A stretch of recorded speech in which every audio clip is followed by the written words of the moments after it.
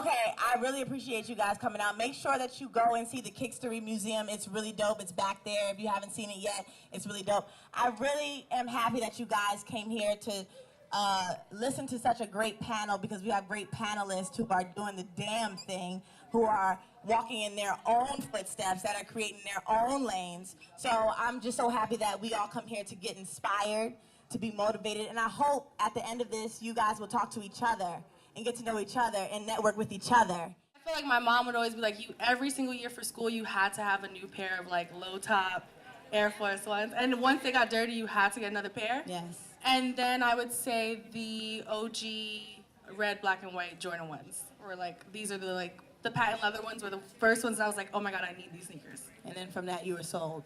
Yeah, now we're here. Now we're here. Deanna? I would have to say it would be the Nike Air Monarchs.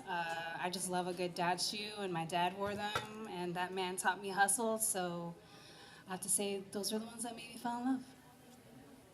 Rox? I have to say I fell in love with sneakers. Like you said, I'm from Jamaica. When I moved here, I feel like sneaker culture in general is just a big part of New York City because we walk a lot. So everyone wants to have the flyest kicks. And being from New York, uptown, and the Bronx, obviously it's an Air Force One. It's just sneaker culture is just big in New York. So I feel like if you live here, you're somewhat a part of it. Very dope.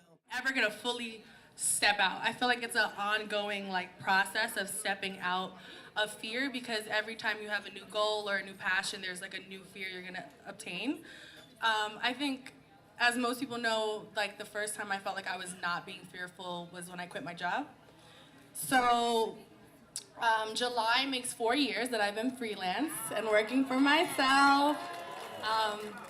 And so I think at that point in my life I was like, okay, I need to start to dedicate these hours to something that I love, because you're dedicating 40 hours to something you don't care about, you don't see a future with, and if you took that time and added that to your 10,000 hours of working on yourself, then you could obtain something else. So I was like, I just got tired of not maximizing my full potential and understanding my value as an artist, and the blueprint that I would constantly give these corporate companies that I used to work with just weren't understanding the language that I was trying to speak. So I just got tired of it. I knew that there was more to my craft and my potential that I can utilize and share with the world. So 4 years ago, I jumped off that cliff, and I'm here now. The first step for me was going against my family. It wasn't necessarily not quitting my job or whatever, but it was going into a job or work that my parents didn't necessarily see as lucrative, or this isn't gonna make any sense for you, So that was the first scary step, But when I did get a job and I started working, obviously my mom wanted me to be a doctor, follow in her footsteps and do medical things or whatever she wanted me to do. And when I finally got a job, after she sent me to school, I still wanted to work in fashion. So she spent all this money on school, and I got a degree to make her happy, and then I went and did what I wanted to do. Shortly after that, I decided to quit my job, and that's a scary step, but all the steps are scary if you think about it. And after you take that step, there's gonna be another scary step. But what's scarier than not taking the step initially is being in the same spot. So it was I'm gonna be scared either way, so I might as well just take the step. So I did it. Educating that other side of things, right? So at this point, it's our responsibility to set the tone for what women can really do, and that takes time, and that takes educating others and allowing them to understand that everyone's playing on the same field, and you got me messed up if you think otherwise. Okay, so I do a lot of self-care and self-maintenance. There's a few things. One, I feel like you have to work on your own time, and you have to separate yourself from the urgency of social media, because Instagram, Twitter, Facebook, I guess I don't use Facebook, but all of these sites are gonna tell you that you need to constantly overproduce things, and then they take away the value of the things you're producing. So if you are creative and you're sharing work, you start to feel like you're not sharing enough, or you need to share more, or it's old, when in reality it could be something that's really meaningful to you and it doesn't require you to create something again. Like if I just did something that I really worked hard on, I don't have to show you a photo for like months or years if I didn't want to. I have a question about digital art. How do you use the sneaker culture or the culture period? How do you apply that to your art? I mean, the way I approach style and just the sneaker culture in general is that I'm looking for comfortability and like versatility, and that's the same thing that I implement back into my workspace. When you go into like my little studio, it represents like comfort, space, no judgment, and that's kind of the things that I've taken away from the culture and implemented into my creative space. I redesigned the Footlocker logo. No big deal. No big deal. Like what? That is huge. Thank you, thank you. Right. So everybody has seen the Nike campaigns that's been going around. Are we big fans of them? Are you good? You like them? What do you think about these Nike campaigns?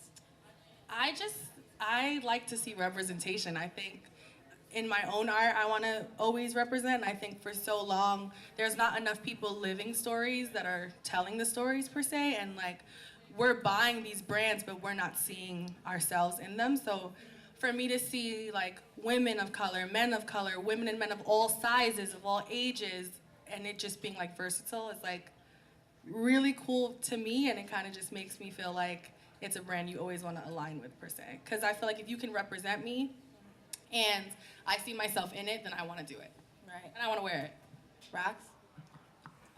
For me, I really do love the new Nike campaigns because I like it that they're not looking at everyone just as consumers, but they're standing up for women, they're standing up for inequality and things that, like real issues. You know, a lot of brands, they just want to sell to you. So I appreciate them looking at us as people with struggles and putting that on the forefront of the. I mean, at this point, it's just we live in an era right now where we're living in everybody's highlight reel, so we don't understand or really see transparency. And so I just want to see more transparency, whether that's more struggle, whether that's more lifestyle stories. I just think there's always a narrative that we're not touching upon that is missing in the brand kind of story. I say no a lot. Sometimes you have to say no. You can't overwork yourself. You can't. If you don't have yourself, how are you going to get the work done? You know, people think that if I work and work and work and work and work, I'm going to be up here. But then, like, if you're sick or if your mental health is not right, how can you do anything? So it's knowing when to say no. And then when it comes to just being in, like, a male-dominated industry and you get your feelings hurt, my feelings aren't easily hurt. Like I said, I got 5 brothers. So when I walk into a meeting full of men, I have that same attitude, you know what I mean? But the problem with having the same assertive attitude and determination as a man when you're in a meeting with men is like, it's a little, you get a little different label, you know. Yeah. You know, you get called a bitch. That's the number one thing, and it's like, to me, that's like highly offensive. Cause it's like, why am I a bitch? Cause I want what I want. You want what you want and you go get it, so why can't I have it? You know, so when I walk into a meeting full of men, I'm like, well, I'm a man too. And I only have this. I only have my mental. You know what I'm saying? So taking care, going to seek therapy, Black women, going to seek therapy, being able to be vulnerable and speak out and tell your story to somebody who will listen and who will respect you enough to not share your story with other people. You know, so make sure that you do that. Make sure that you take care of your mental. Make sure you listen to yourself. Make sure that, you know, you are present with yourself. Make sure, you know, sometimes you don't have to turn on the TV. Sometimes you don't have to listen to music. I have to literally turn off the music so that I can be able to hear myself and reflect and actually have time to think about my day and take these things that are on my shoulders, on my heart, on my arm. So it's just important that we focus on those things too, making sure our mental is clear so that we can continue on the day, because without our mental, we can't do much. You know what I'm saying? So yeah, you've collabed with both Nike and Jordan Brand, correct? So I wanted to know, for those also who, like myself, who dream about collabing with these people, what's some advice that you can give us who want to walk in your footsteps? To be honest, I can't say to you that I know what I was doing, because I didn't. What I did know what I was doing is I was gonna do what I wanted to do, right? Like, not in the sense of like, oh, I'm a walk in this office and get this collab. Not like that, but you know, my craft, I kept at it and I kept doing it. It's like you just have to keep doing what it is that you do. And if you're good at it, people are gonna take notice. You know what I mean? Like, obviously this is something I dreamed of my whole life. A lot of the things that I've done are things that I've dreamed of, but I didn't necessarily have the directions to get there. I just knew that I needed to do with the things that I love and do it well. So that's my advice to you. Whatever your craft is, whatever it is that you like to do it and be good at it. People are gonna look and people are gonna notice, and if you love it, you're gonna be great at it. So just do it. I didn't even mean to do that, but you see how that worked? Just do it. Okay, sis. I see a lot of women wearing sneakers now because we're included in the conversation. Before, I feel like sneakers would come out and we'd love them, but it's just like, all right, they stop at a size 10, like, you know what I mean? Or like a big size or something you can't fit, or, you know, if it was a women's shoe, was it necessarily what you want? Like, I don't want a pink shoe all the time. Or you have to get them GS sizes. That right, you know, like, so I feel like now that we're a part of the design conversations, and they're making things specifically for women, that more women are interested in sneakers. Deanna? I love it. I love seeing all different kind of women in different industries taking a sneaker and wearing whatever they want with it. I think that's been so much fun for me, at least, to wear the most unconventional pieces with sneakers. Like, if you're gonna invite me to your wedding, I'm most likely gonna wear sneakers. Like, it's just, at this point, sneakers are kind of like everything to us, especially in our wardrobe, so it's just so dope to see. I just think that the idea of gender has kind of changed, and as women, we don't, like, I don't think sneakers used to be deemed as feminine per se, which is why they would always make like pink sneakers, which I hate, because I like really neutral colors. So I feel like when that conversation of what it means to be a woman and be feminine and not be feminine and just what it means to be a woman started to change, I think the idea of like what we wear and how we carry ourselves and what we do changed. So that's why I feel like now you can look around and everyone's gonna be wearing sneakers, you know what I'm saying? Or like you can look at Tracee Ellis Ross and she's going to like an Oscar party and she's wearing like ones. What is the top 3 kicks that you're wearing right now? So like these pink Nike Monarchs. And these orange and these satin ones, the orange, black, and white ones, I wear a lot. And then Yeah, they're in the museum. And then like some like some low top white Air Force ones that like my friend collaborated with, so they have like little embroidered words on them. Would be my 3. You fancy. Deanna? Is it just strictly Nike? No, you can pick anyone. We a Footlocker girl. They got many brands.